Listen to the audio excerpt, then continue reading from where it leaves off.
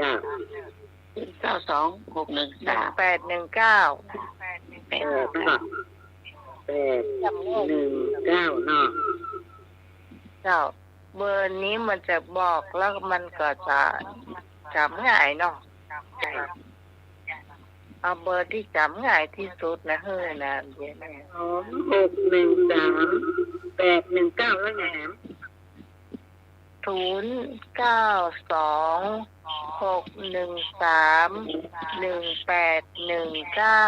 ครบแล้วเหรอ10ตัว819ต้องมี1ครบแล้วเหรอ819ได้แล้วเนาะได้เป็นคนฟังเนาะ092เนาะ613-1819เนาะอันน่ะแม่นแล้วถูกละเจ้ามีแต่เบอร์ไอ้หนุ่ยแล้วกับเบอร์บัญชีของไอ้หนุ่ยอันนี้ของหนุ่ยดีบอกแล้วสวยนิดหน่อยก็ยังดีเนาะเจ้าวันนี้มีกรรมเก่าอย่างนึงฟังนี่จ้ะคือนี่ก็ฟังนี่เขาเรียกกรรมเก่าเอาชื่อแม่ก่อนเอาชื่อก็ได้กะชื่อเอากะเดี๋ยวจะได้เงินคุณยายบัวคำไม่บุญจดจดไว้เดี๋ยวจดจ้ะบุญจดหรือว่าหนุ่ยจดไม่บุญจดก็ได้ปะยายบัวคำบัวคำนสกุลยังก็จันลอยจันทรอยอ่ะจันลอยลอลิงอ่ะอันยังก่อนจันกะกดจอจานแม่หันนอนหนูทออันนี้งูละจันลอยมึงจันทอรอกะลันเจ้าจันลอยเนาะบัวคำจันลอยเนาะลอลิงอ่างยากวงเล็บแม่ติดยอดเนาะวงเล็บแม่ติดยอดก็ได้หลายคนแล้วโลลิงเนาะเลขโทรศัพท์แม่เป็นยอดไม่เสียยอดมีหมายเลขโทรศัพท์แม่เจ้าหมายเลขโทรศัพท์แม่ค่ะเจ้าโ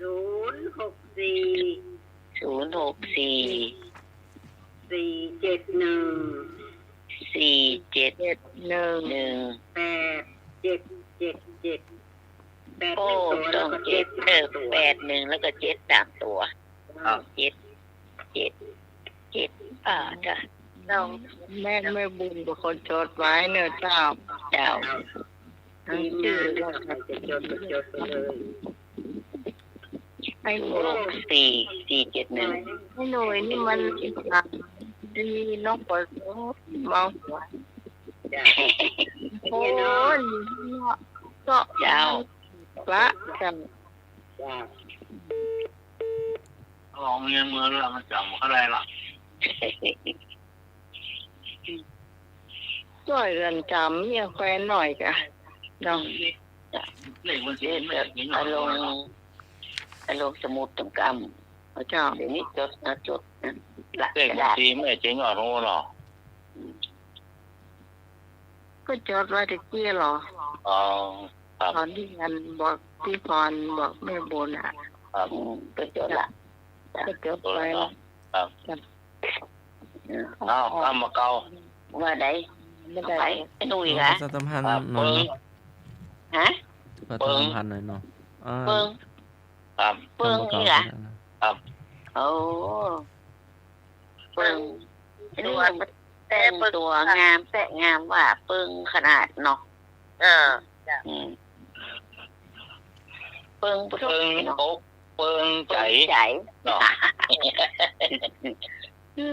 กำเดียวไอ้หนุ่ยเอ้ยจะตัดกันเหี้ยว่ะเปิ้งอกเปิ้งใจ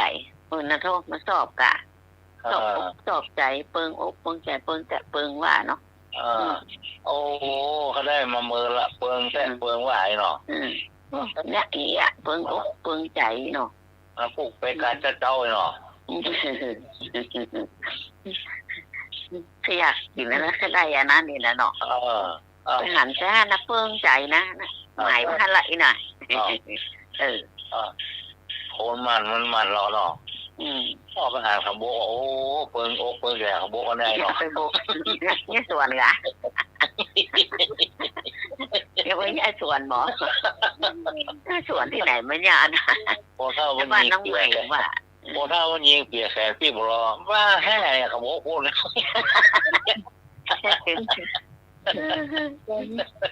เปิงอย่างเปิงของใจขบโบนับปูนี่หันเที่ยวบลอเนาะท่านบอกว่าเนาะคนมันเนี่ยเนาะประการเป็นเชื่อบริการแล้วดึงพอแล้วกว่าพอหาเจ้าของงานเนี่ยหายเนี่ยสวนโบกไม่เหมาะกันนะเปิงอกเปิงใจเป็นคนมัดเนี่ยอันเสื้อผ้าก็พอหาก็เสื้อผ้าเนาะมักของกินก็พอการของกินในนอกมักแดงก็พอนั่นเนาะแม่ลูกใส่หัวคาวบอยนี่เปิงแต่เปิงว่าแต่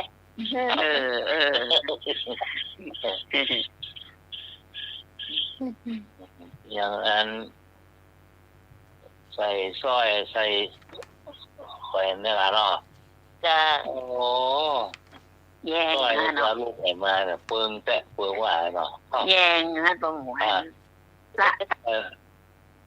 นี่ใส่คอมันครับหรออย่างพี่พรน่ะพอใส่10 บาทอะขายเนี่ยออกบ้านไปหรอวะ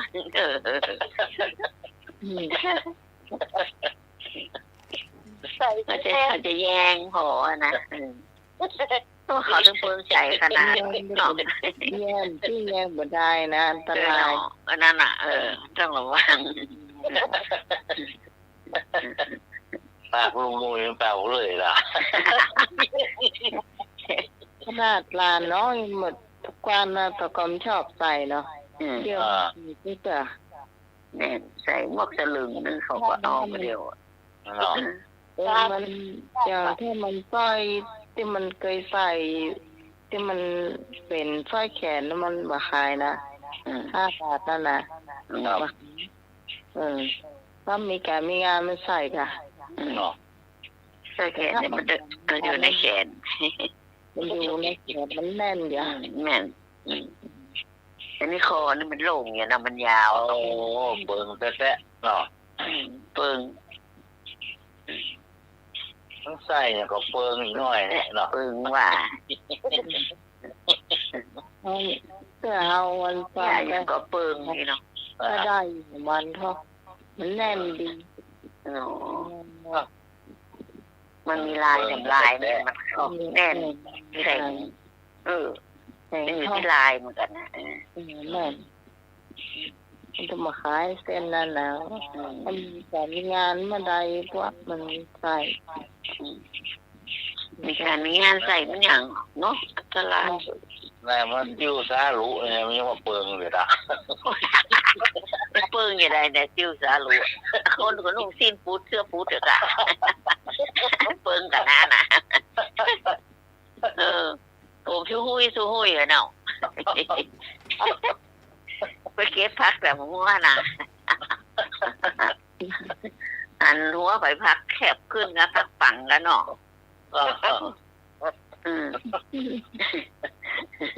พักกระถินบอกนี่นะ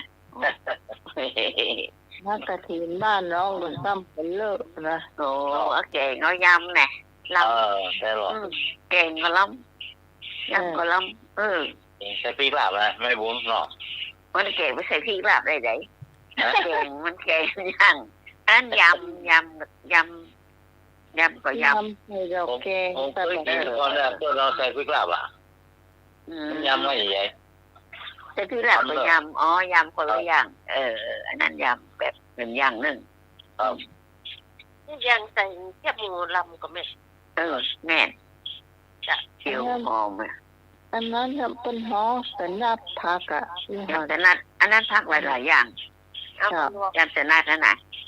ทั่วนี่เนาะผักบุ้งนี่เนาะกินดอกแก ผลิตไม้ แล้วก็อันนี้ อืม กินบัดทั่วก็มาทอดกันนี่นะ ซอยไปก้อมๆนะ ก็ตัดลำเหรอ โอ้ลำกะมาแข้งตัวนี้มาแข้งตัวน่ะ ครับ จอนกระลอกเอาเนอะ อ๋อ ถ้าเข้านึ่งหัวแม่มือนี่ต้องกดหัวมือมันพงหน่อย เมื่อวานนะเมื่อวานเข้าน่ะ มันแน่นมันมาตีเข้าอ่ะมันเป็นก้อมจะมันจอนกระลอกเอา อันไม่ใช่ปลาเปิดเพื่อได้นะ คั่วใส่นอได้ไหม ได้ ได้ ค่ะ ป่ะ โคเซนอซออ่อน ร้อนรีบไหมนะอ๋อ ล โอ้ เอา เอา ไม่กินไม่มีไม่ได้ เอา กิ ใส่ น ไข่พอทอดหมอไม่แห้งเลย จ้า ำคั่วแห้ง อ๋อมันจำอมหล่อมว่ะอ่อน ผมลำ คนเพิ่งกันหรอเพิ่งกันเลยละ การเกลือฮะ ครับ มันถึงโยมอ่อนหมดอ่ะ โอ้มันกลิ่นมันลำขมวันถ้าคั่วนะจะซอยอันดิบมันก็ได้ซอยอ่อนเนาะเอามีดคมแค่เอาอ่ะ ครับ เอาจ้า เสื้อคั่ว เมฆ ฮะ เผาก่อนนี่จ้า เอาก็ได้ หัวเผาแล้วลำดี แม่มันนวลมันนิ่ม กินแบบที่มันเผาแล้วอย่างนี้มา เสื้อ จับ กินมาได้เนาะเผาเซ็ตซอยใส่ปากตัว กิน ลำหวานดีเนาะ เนี่ยน้องเอาใส่น้ำปลาแล้วก็ใส่ชูรสหน่อย อันนี้ไม่ใส่กินนั่นเนาะลำหวานในมันจับปลาควายอีกตัวว่า แม่ลาบควายลาบหมูเดี๋ยวควายไปกินละกินหมู ต้องกาเป็นฝา น้ำพริกฝา ครับด น้ำพริกปลาจีลำโทกับน้ำพริกปลาจีแห้งๆน่ะเอาไปเชี่ยการกำเดียวอยู่เลยต่ออันอย่างรับเลยเนี่ยเวลาเหลือเท่าไหร่นี่ แต่สมัคร จะมากอะ อ้าวก็มีประชาสัมพันธ์นั้นนะเนาะ อย่างก็ ประชาสัมพันธ์ ได้สบายหรอหมอ ถ้าจะมากว่าอย่างก็ ประชาสัมพันธ์ ำพัน โอ้ โครงการขับเคลื่อนเมืองเชียงใหม่สู่มรดกโลกทางวัฒนธรรมของยูเนสโก โอ้ ก็เห็นว่ามี8 วัดเนาะเข้าที่จดทันวัดสนดอกวัดป่าแดงวัดพระธาตุดอยสุเทพวัด7 ยอดในที่ประชุมก็อยากให้ทุกๆวัดในเชียงใหม่เนาะได้เป็นมรดกโลกเนาะ โหก็เป็นแล้วปัจจัยกะ เจ้าก็ ยังจดทะเบียนแล้วก็ เพิ่มมาขึ้นทะเบียนเพิ่มมือออกใบเดือนออก ก็ที่ประชุมพระเถระก็เสนอให้วัดทุกวัดนะเนาะจะได้วัดเล็กวัดน้อยวัดประวัติศาสตร์วัดสำคัญวัดเก่าแก่วั วั ด ดเก่าแก่วัดแรกในเชียงใหม่พวกนี้เนาะ ก็อยากก็ให้ได้เป็นทุกวัดใน เจ็ดยอดก็จะ เจ้าเขาจำได้วัดธาตุดอยสุเทพวัดสวนดอกวัด วัดอย่างกวงก็ได้ยินที่มาจากกวงเนี่ย ก็เสนอเนาะอยากให้เป็นทุกวัดเนาะวัดเก่าวัดแก่วัดโบราณวัด แล้วที่เพิ่นมาบูรณะใหม่เนี่ยนะเนาะ เจ้าก็จะได้นำเสนอในที่ประชุมครั้งต่อไปเนาะ ครับ ก็แค่ให้เป็นทุกวัดเนาะ นี่ ครับ ที่ประชุมก็เห็นดี ใน เห็น เชียงให ได้ ม่ก็มีนักรู้วัดเฮาวัด ในตัวเมืองก็เยอะเนาะ เยอะอ่ะ ร้อยกว่าวัดเนาะ วัดที่เปิ้นขึ้นมรดกโลกเนี่ยจะไปเปลี่ยนแปลงอย่างของเปิ้นมาได้นะ แม่นมันอยู่อย่างสภาพนั้นน่ะสภาพเดิมมันแหละ ว่าเมืองกรุงกลางผมไม่หรอเนาะ แม่ ก็มันหลายวัดอ่ะเนาะ ครับ นักกะ แล้วแต่กรมศิลป์ อืม แล้วแต่กรมศิลป์ อืม แล้วแต่กรมศิลป์ อืม แล้วแต่กรมศิลป์ อืม แล้วแต่กรมศิลป์ อืม แล้วแต่กรมศิลป์ อ วัดอุโมงค์น่ะวัดเจ็ดยอดเนาะอีกตั้งหลายวัดเนาะ โอ้นักเชียงใหม่อ่ะ วัดลำเปิงวัดเยอะ วัด ก็ครู เก่า บา ๆ อา นะ จารย์ก็ให้เสนอให้ทุกวัดนะเนาะ จ้ะ ทุกวัดในจังหวัดเชียงใหม่ในอำเภอเมืองก็ดีเนาะ เป็นอำเภอเมืองก็มี ให้เป็นมรดกโลกเนาะต่อมาก็ประเพณีสามเป็งเดือนประเพณีสามเป็งเพ็ญเดือน3ล้านนาบูชาพระธาตุแสงแก้ว ก็นำเสนอโดยกำนันตำบลสุเทพสุรเชษตาคำมาเนาะผู้นำเสนอแล้วก็ทีมวิจัยครูบาอาจารย์เนาะก็จะจัดกันวันที่25 26 27 28เนาะ เดือนไหน เดือนธันวาคมเนาะก่อนสิ้น โอ้ ปี ท่านว่าจ้ะ แห่พระธาตุเนาะจากวัดลำเปิงแห่หลวงพ่ออุปคุตเนาะ อืม พระเจ้าอุปคุตเนาะแห่โคมแห่พระธาตุแห่หลวงพ่ออุปคุตเนาะ ก่อนในประชาสัมพันธ์ก็ประชาสัมพันธ์วัดป่าหินน่ะ กระถินทอดกระถิน หัวหน้า อืมตักบาตรเทโว รีบประการนอก มี37หลายตีอ่ะตักบาตรเทโวอ่ะ ที่30เริ่มกี่โมงจะสมัคร เจ้าดูปกติ ส่วนมากจะ6 โมง ก็ต้องเริ่มแต่เช้าเลยเนาะ 6 โมงอ่ะ เช้าเลย ได้ยินว่าเกต6 โมง เอานะ สลาม เจ้าทำไปเนาะมาม่าปลากระป๋องข้าวสาร สารอาหารแห้ง เจ้าที่เก็บไว้ได้เมินเผื่อ เจ้า เมนจะเก็บไว้ฉันนะเจ้าตอนที่บ่มีกับข้าวนะเจ้า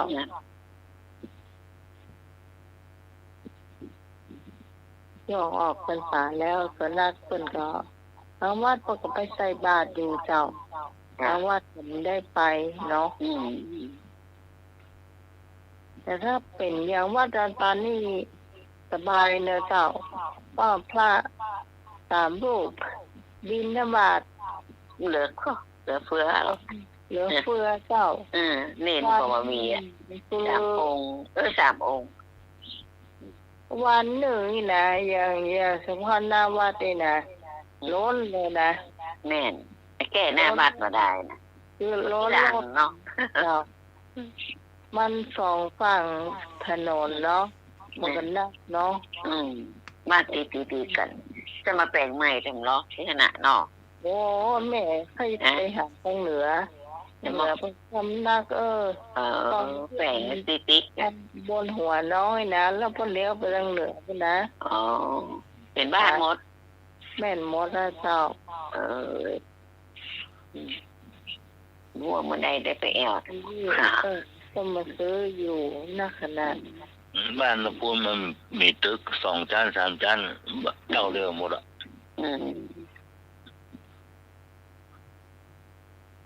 หน้าวัดกับกันเมืองคนจะนักหน้าวัดนี่โอ้นักขนาดเดิม ครับ มันรับไปหัน2-3 หลังให้แปลงใหม่ ครับ เดี๋ยวนี้แม่ แม่นหมดแล้วเนาะ ตอนออกดอก เจ้า ตอนออกแม่ได้เดียวไป ได้ไป ขนาดเลยรถมันไปถึงมดไปเดียวอ่ะ มันโพสกันหมดเลยนะ รถกันต้นทำหนเทศบาลก็ทำให้โพสกันหมดอ่ะแล้วก็มันซื้อที่หรอก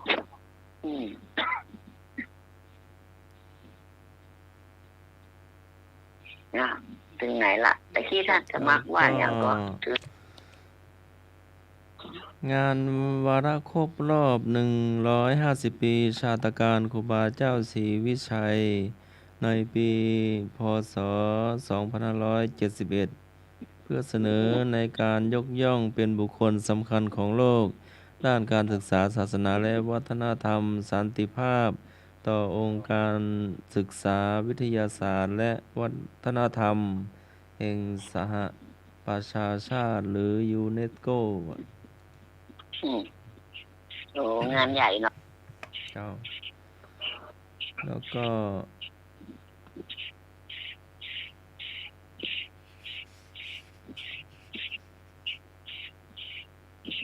เสนอยกอุทยานอนาคามีศูนย์ควบคุมไฟป่าเนาะ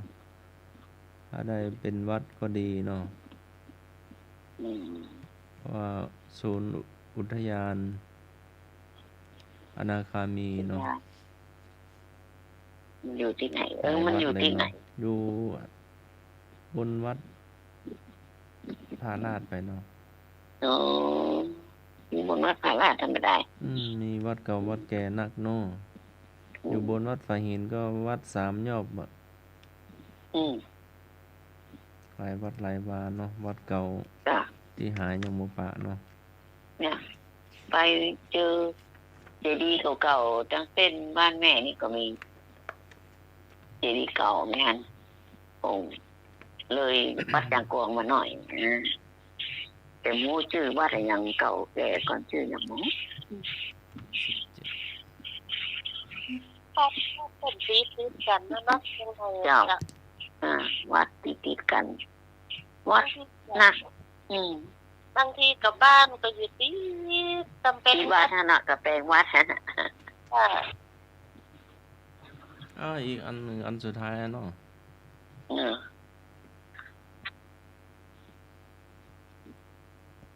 ก็จะจัดงานหน่วยอบรมประชาชนประจำตำบลเนาะภาค7วันที่16-17 ธันวาคม 2566 เนาะที่วัดดอยสะพันยูอำเภอแม่วางเนาะดอยสะพันยูปุ่นกอดโถก็หลวงพ่อภาคหลวงพ่อหุนเนาะเจ้าคณะจังหวัดเชียงใหม่ลำพูนแม่ฮ่องสอนเจ้าคณะอำเภอ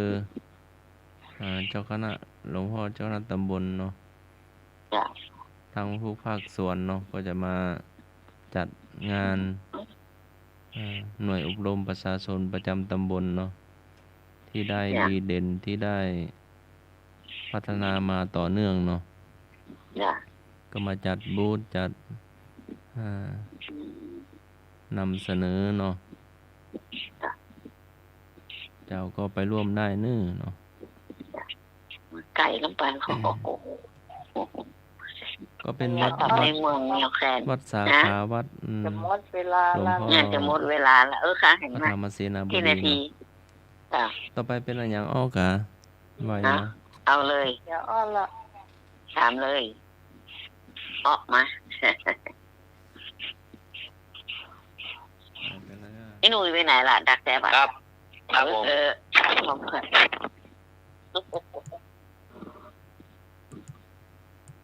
สัมพันธ์มันนักลำไส้วันนี้ครับนักลำไส้จำเดือนหน้าสมัยกะโตเป็นยังมันต้องทยอยอย่างเช้ามาเย็นกับดวงอาทิตย์ดวงอาทิตย์อย่างแสงสกาวพาวเหมือนเพชรมีแต่เม็ดไม่มีใบดาวเก่งเนาะดาวอย่างเขียวเหมือนพระอินทร์บินเหมือนนกมีศรปักอกนกก็ไม่ใช่เขียวเหมือนพระอินทร์บินเหมือนนกศรปักอกเจ้ากรรมเทพเหรอคำน่ะแมงป๊อบแมงตับจ้ะแมงตับตัวเขียวๆมุกมันเรื่องนั่นน่ะเจ้าเมลาแมงทับตัวเขียวเนาะงามนะเนาะงามเนาะงามจ้ะพวกวันบ่ค่อยเห็นเนาะมันไม่ค่อยมีแล้วประเดี๋ยวต้นหวานแมงติ้งตัวนี้นะประโยชน์ที่ไหนมาก็บ้านไผ่นะบ้านหลังนั้นเจริญแล้วบ้านเรามี แต่เนี่ย อืม ตอนมาน้องขึ้นบ้านปักหมอกมาได้เป็นกี่วันแม่ตัวนี้ก็มา อืม ตั้งให้มาก็บหันนะ อืม อืม เจอน้องนั่งระเบียงอ่ะเจอ อืม ท่านอ่อนเขาเจ็บแล้วตัวนี้มันตัวอะไรยันว่า อืม อืมขอหมูจัก ต้องทำเหมือนแต่หัวใจ เดี๋ยวเขียมละมันค่อยมีค่อยหา นี่ให้ปราบสูบแล้วหรอกจ้ะ ในป่ายังมีอยู่นะมีอยู่ อืม แต่มีมันหนักที่เขาไปเก็บผักเก็บไม้เขากวางป่าอยู่นะครับ อะไรเอ่ยนกมีหูหนูมีปีก ผี ฟังข้าว เจ้า อืม อะไรเอ่ยหัวแหลมท้ายแหลม หัวแหลมใต้แหลม ล่องลอยอยู่ในมหาสมุทร เรือ เรือก็ มนุษย์ชมว่าอร่อยนัก นะ อะ รู้สึกว่าอร่อยนักป่าคะ ยัง ป บ่ ลาห ใช่ มึกคะ หัวแหลมท้ายแหลมล่องลอยอยู่ในมหาสมุทรมนุษย์ชมว่าอร่อยนัก เป็น เป็นสัตว์ ขอ นะ งกินเนาะ เป็นสัตว์ นะ อยู่ในน้ เป็นพัก ำสัตว์สัตว์ พักแว่น สัตว์สัตว์ เป็นซัดอยู่ใน อยู่ในทะเล อ๋อ ทะเลก็มีในน้ำทะเลในสระในห้วยก็มี หัวแหลมใต้แหลม ปลา ห เข็ อ ม ยหอย ปลาเข็ม กุ้ง กุ้ง โอ้ อ๋อ อ๋อ กุ้ง อืม อะไรเอ่ยมีหางมีปากมีตากินเป็นอาหาร กินอย่างเป็นอาหาร อย่างก็ว่าใหม่แล้ว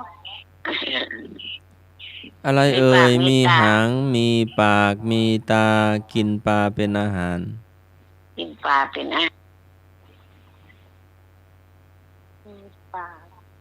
มีปลามีปลา ไม่กินปลาใช่ ไฟ ค่ะ ไฟ ไส้ ไฟ ไก่ แห ไก่ดักปลา ใน ค่ะ นี้ว่าแหเนาะ แห่นี่ อืมแห อะไรเอ่ยมาจากเมืองเจ๊กตัวเลขเสียงดัง นกหวีด บะทบ บะทบกะ บะทัด ประทัดอ่ะ ประทัด น่ะประทัดมันโหขนาดเดียวกัน ก็เดี๋ยวยี่เปียงลอยกระทงแล้วเนาะแป๊บเดียว อะไรเอ่ยหุบเขา หุบเท่าแขนบานเท่าด้าม จ้อง เจ้า อ้าวลุงหนุ่ยมีก่อ ไอ้อ๋อมีเขี้ยวเต็มปากกี่เข้าไม่ได้ หวี นะ หวีผมอ่ะ หวี เจ้า ครับถูกต้อง เกียดเต็มเลย นกกับใจหนูกับใจนอนว่าหัวตรงติง ไม่อีบึงอีบ้าง แม่ ข้างขาว หน้ากาแม่ที่พี่ฮอนตอบพี่อ่ะ ข้างขาวอ่ะ อ๋อ อีบึงอีบ้างอีบึงอีบ้างไม่เหมือนกันก็ข้างขาวเนี่ย อันเดียวกันก็ ไอ้อ๋อสอบไปน้องอยู่คนอะไรด้วยรู้จักกัน หู อืม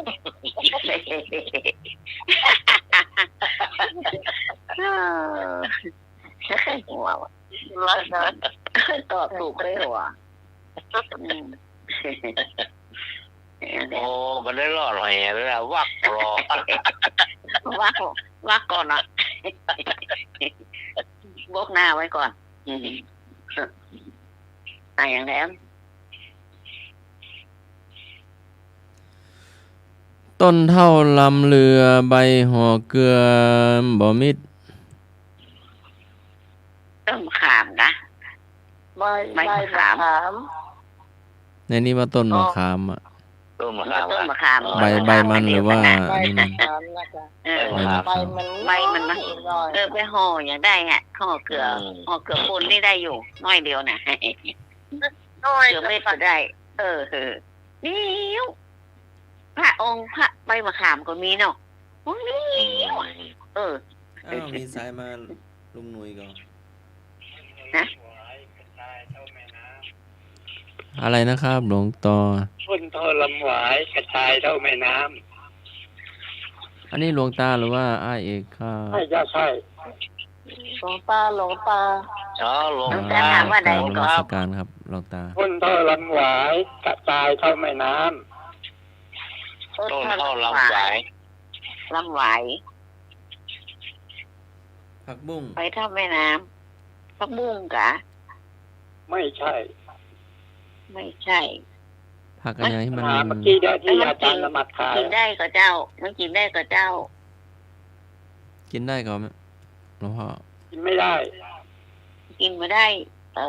นเทียบลำหวายกระจายเที่ยวแม่น้ำทะเลก็ได้ โอ้ทะเล เนี่ย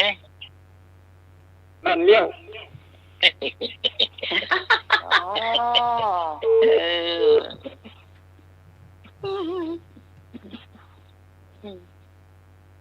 เป็นหนุ่ยตายถูก แหมถ้าปอดไปมันก็ตายเต็มแม่น้ แม่นจะมันบานหน่อยเนาะเป็นวงกลมเลยอ่ะกลมใหญ่เลยนะครับตอดอ่ะตีตอดเก่งๆนะ จ้างก็จ้างนะ มันจะบานเลย แต่ มาแตกเป็นอุ้งยุงเลยเนียวองลงไปอีก ไอ้อ๋อไปไข่หวายแฮะกะปิน้ำตาติ๊กติ๊ก แห่น่ะแต่โอ้ย ร้อยปิ๊กปิ๊ก แห่น่ะ ป แต่ ระมาณน้ำตาย้อยปิ๊กปิ๊ก แห่น่ะแต่เออ อ๋อ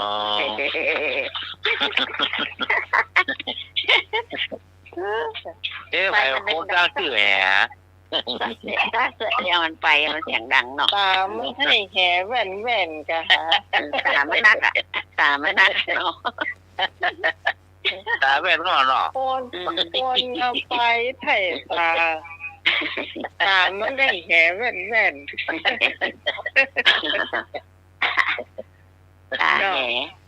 ตาแห่นี่มันเห็นไหม เขา ลักษณะยังไงตาแห่ วันอ่านเนาะ ลักษณะยังไงตาแห่เนี่ยมันแสดงอย่างไรคะไอ้นุ้ย มันไม่ไว้ใจใครหรอก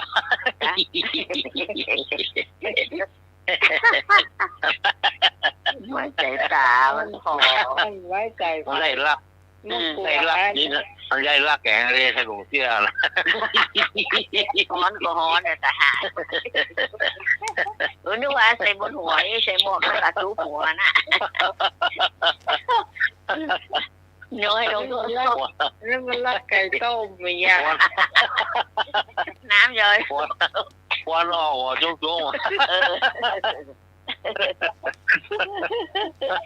อันนี้เสียตะลุงทอง แต่แม่ถามว่าอย่ามาฮ้อนแต่ฮ้อนว่าเอาหัวอุ่นก็สูบอ่ะ นักเด็กสองคนเที่ยงคืนแล้วเที่ยงละหมดเวลาละ จบละ เอามาละพี่ลุน 000ละ04ตัวละ สมัครลาเลย มาละสายฝน เจ้าเป็นยังไง นั่งรับแล้ว คนวันนี้ได้เข้าไป อุทธาตากรรมเถยะเยซูอาปามะโตวิจักขาโนวิจักขาโนสุสังวิหิตะกัมมันโตสราชาวัตติงวสะผู้มันในการงานไม่ประมาทเป็นผู้รอบคอบจัดการงานเรียบร้อยควรอยู่ในราชการพุทธกานิกายชาดกมหานิบาต28/339ค่ำคืนนี้ขอการนมัสการและเจริญพร ค่ะ ดูครับ